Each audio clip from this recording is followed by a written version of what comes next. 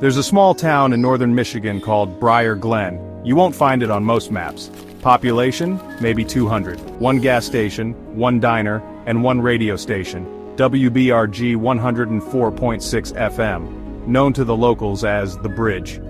It played soft jazz and county alerts, until one night it broadcast something else entirely, and then went silent forever. It was October 13th, 1994. A cold, wind-chilled night. Jim Halper, the night shift DJ, was alone in the booth. He'd worked the same slot for 10 years. Midnight to 6 a.m. Nobody listened, and he liked it that way. But at 1:13 a.m. something strange happened. The phone rang. That was odd. WBRG didn't take calls, especially not at that hour.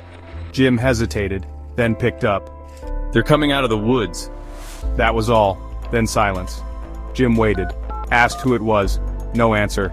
He hung up a little unnerved, but figured it was just a prank. He turned back to his console, and realized the feed had gone dead. No music, just static. He tried switching sources, tapes, mic, nothing. The system wouldn't respond.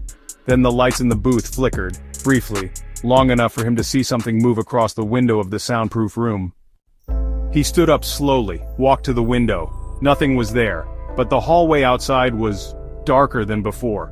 Like the power hadn't just flickered, it had weakened. The emergency lights glowed dim red, and something was wrong with the air. It smelled like soil, wet soil. Jim stepped into the hall, calling out, "Hello?" No answer, just the low hum of dead air, and a noise, a tapping, from the back door of the station. Tap, tap, tap, tap. It was glass. Something was tapping on the glass. He walked toward it.